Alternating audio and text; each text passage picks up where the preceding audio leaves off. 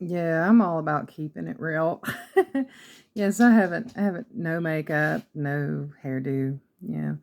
Um, and I've been sharing about my life in respect to comparison with the movie Still Hope.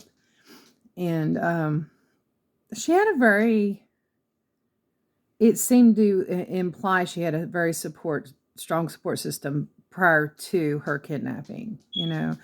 Um, I love my family, but my family, in every way, from the immediate family to uncles, aunts, cousins, we all were growing up in dysfunctional environments. It was very dysfunctional. We had a lot of alcoholism, angry outburst, violence. Yeah. So I didn't even start off with the positive support network that seemed to be conveyed that she had.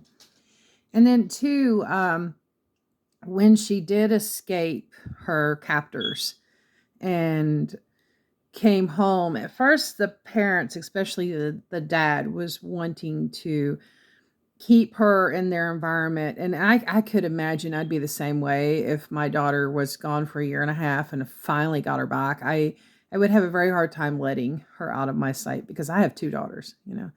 So I can see that. But he did come to that realization that they needed to let her make that decision to go into in-house therapy, or stay at home and try therapy that way. And the girl chose to go off to this in-house therapy. And that's the other thing that was a big difference is she had that long-term support network of care, people who had some experience with what she was delivered from, you know. Um, she had an environment where she could deal with the flashbacks, the nightmares, learn to build healthy communicating relationships, reclaim her life because she was, it took a lot from her. I really could relate to her talking about they took everything from her. Yeah, and she was having a hard time forgiving them. Yeah, I did not have that support network. First of all, I wasn't even under the impression I could really talk about what happened in my life. You know, trying to tell people about the abuse. When I would think about it, I would step away from it because our indoctrination from childhood in the church and that was carried over into the family was you don't air out dirty laundry. You don't talk about what happens behind closed doors. You never say anything that makes the church look bad or the men look bad because the men, the fathers, husbands, pastors, were equated to being equal to God. Okay. So trying to communicate what happened was very difficult for me. And in fact, when I did finally start, well, actually, the first time I took myself to therapy is after I graduated from high school. I went to therapy at FMRS with a guy named Cormy Hildebrand. And then I was just, I wanted help figuring out how to um, develop friend relationships because we had been raised in such a closed environment. I was very uncomfortable trying to interact with people at work because I'd started working a job at Acme Grocery, you know. Um, I did not go there very long because he messed up. He had said every time I came in, he would have me say 5 positive things about myself. And so the next session I came in, he didn't ask me for my 5 positive things. And that really stressed me out. And I'd already been trying to think about what I would tell him. And then he didn't ask. Um, I think I went one more time after that, and he still didn't ask. And in my mind, he broke his word, so he wasn't going to be an effective person to help with anything because he didn't keep his word that that's what he wanted to do. So I was very literal. If you say you're going to do it, you better do it. Okay. And when you don't do it, in my mind, I couldn't trust you anymore, you know? So I was very, very literal. I still am, but I've recognized how that can be positive and negative. So I'm doing better. Okay. Um, but the second time I went into therapy was after escaping the abusive husband. And I had went about 3 years, just me and my daughters after the divorce, and finally concluded maybe I would try again to find a husband and establish a married household again like that. And so I took myself to therapy to a guy named Mike Johnson, and then I was trying to figure out what was wrong with me that I messed up my marriage.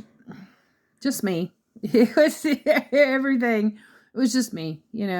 And that just me, that's again, it was regularly taught that it was the woman who destroyed paradise. Eve messed up. It's the women and their inability to really think about what the devil throws at them that will cause harm. So it's more important that the guy leads. It was always deemed it was the woman that was the root of all the problems. Frankly, all the problems in my life, they were at the hand of men. It had nothing to do with women. So that life experience has taught me otherwise. It's taught me otherwise. Yeah, I do have an older brother. He's the only male left in our family unit because our dad passed away. My husband passed away. Um, and I don't have any action with the ex-husband. Um, but ever since God started talking to me about the doctrines and how those things had caused or contributed to the hopelessness in my life, my brother hasn't spoke to me really in 10 years. What conversations we have are very hi, bye. Looks like y'all are doing good. Oh, your dog is always so cute. That's the kind of conversations we have. And that's me being cheery toward my brother. It's usually fine. She's good. She is cute. Yeah. Um, they don't really talk to me, my brother and his wife. So, but the last lengthy conversation I had with them was in June of 2016. Yeah, I remember it because there was the flood, June 23rd, 2016. So it might have been early July 2016, but it was right after the flood. That's why I remember that, because the flood caused a lot of power outages. We didn't have decent water. My brother did actually, him and his wife brought water and some groceries our way to help out after the flood. But he and I had one phone call conversation. That was the most lengthy conversation we've had in 10 years.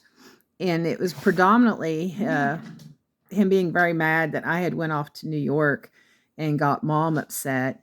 I'd went to New York because God was trying to help me understand the problem that I had been praying about. And one of them was, why was I so hopeless in my faith that I was always on the brink of wanting to unalive myself.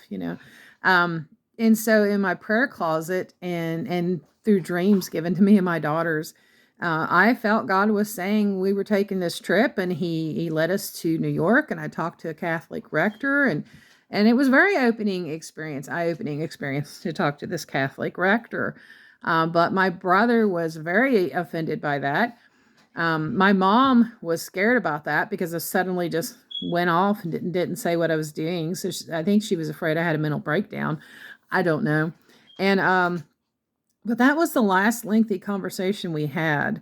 And in the conversation, even he was on and on that I was walking away from the church and that I was going to destroy the church. And it's like, I'm not destroying the church.